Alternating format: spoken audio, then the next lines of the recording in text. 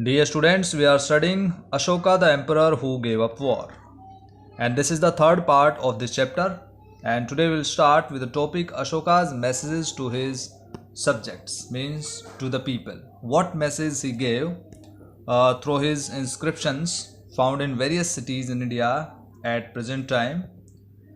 You know that people perform a variety of rituals when they fall ill, when they are in trouble, when their children get married, when children are born, and when they go on a journey today itself. So many people perform these kinds of rituals, different rituals. So these rituals are not useful. If instead people observe other practices, this would be more fruitful. What are these other practices? So according to ideas of Ashoka, these are being gentle with slaves and servants. We should respect elders and treating all creatures with compassion, giving gifts to Brahmins and monks and needy people. And it's both wrong to praise one's own religion if we are praising our religion and criticizing another religion. That is wrong.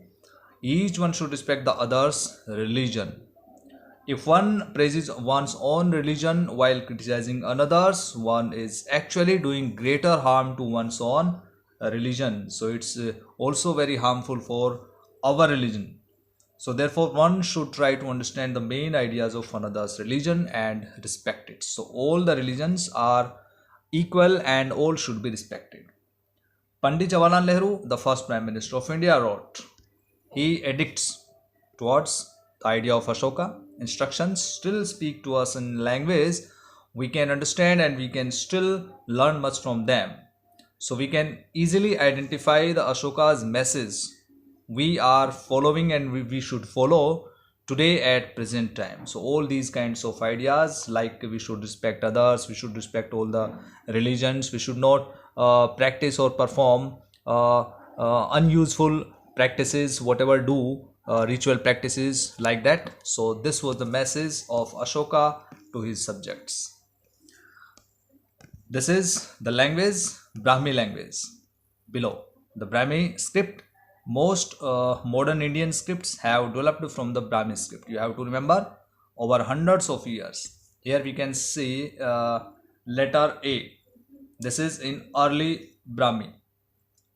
This is in Devanagari, Bengali, Malayalam and Tamil also.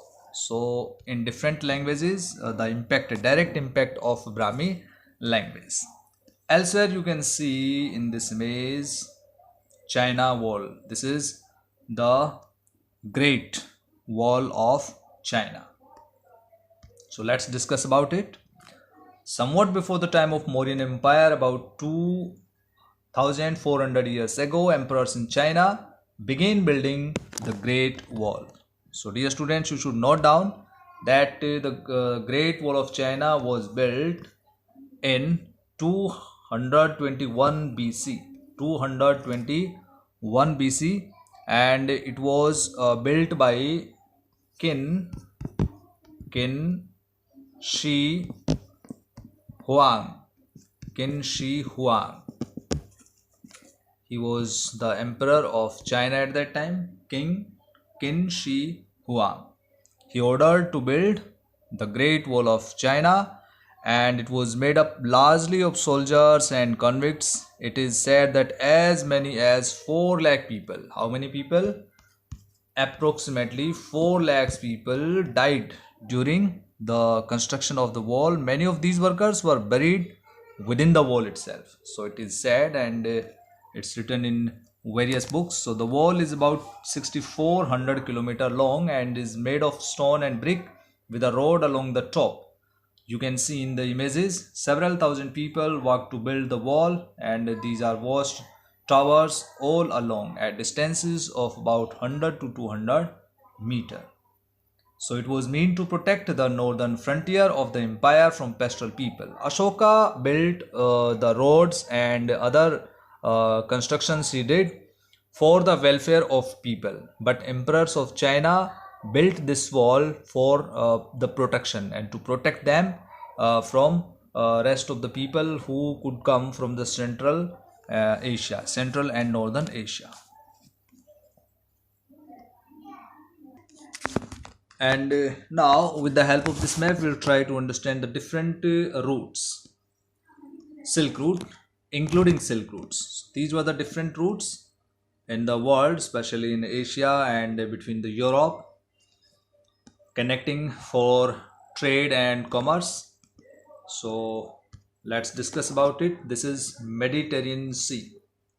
Mediterranean Sea, this is the main way, and through the sea routes, Black Sea, Caspian Sea, and Persian Gulf. So these routes were very important from the ancient time.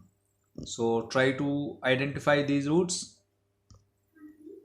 Dark red. These routes were under the control of Chinese rulers. Green. These routes were under the control of the Kushanas. These were important sea routes. These routes were under the control of the rulers of Iran, Persia, and these routes were controlled by the Roman emperors.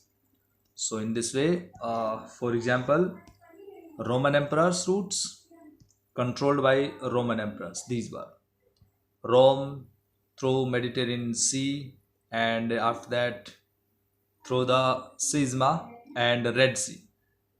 So in the same way, this route also through the Black Sea and towards Baltic Sea, and these routes also through land, and then Gulf of Persia, and this one also. So these routes were controlled by Persian Roman emperors, and with the red color, these routes were controlled by Iran or Persian rulers or Persian traders with red color. This one, these routes, and here this was the empire of Kushanas.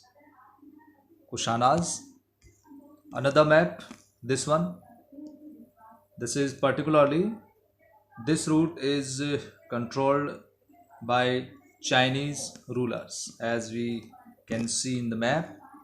Chinese rulers here, this route, and this is Tibet here, and here this is India. This one, Central Asia through China, this route, and here the control of Mongolia. So in this way we can identify the different routes at that time. Now we'll study about post-Mauryan period. We can divide post-Mauryan period into two parts: foreign states and native states. In the foreign states, we'll discuss about Indo-Greeks, Shakas, Kushanas, and Parthians. In native states, Shunga dynasty, Kanva dynasty, Chedi dynasty, Satvahana dynasty. The first is Indo-Greeks. They occupied a large portion of northwestern India and moved up to Ayodhya and Patliputra. The most famous Indo-Greek ruler was Menander, 165 to 145 BC, or Melinda. The Greeks were followed by the Shakas or Scythians, AD 1st to 4th century. There were 5 branches of Shakas ruling from Afghanistan, Punjab, Mathura, Ujjain, Western India, and Deccan. Next one is the Parthians, AD 1st to 3rd century. Originally, the Parthians lived in Iran, from where they moved to India and replaced the Shakas. Next one was the Kushanas, AD 1st to 3rd century. Kushanas replaced the Greeks and Parthians. They were nomadic people from steppes of North Central Asia. In the native states, Shunga dynasty, 185 to 73 BC. Pushyamitra Shunga killed the last Mauryan king Vridratha and founded the Shunga dynasty. Pushyamitra Shunga ruled from Vidisha, which is situated in present Madhya Pradesh. The Kanva dynasty, 73 to 28 BC. Kanva was a minor dynasty founded by Vasudeva, who killed the last Shunga king Devabhuti at his capital Pataliputra. Chedi dynasty. The Hathigumpha inscription of Kharavela, the third ruler of dynasty, gives information about the Chedis.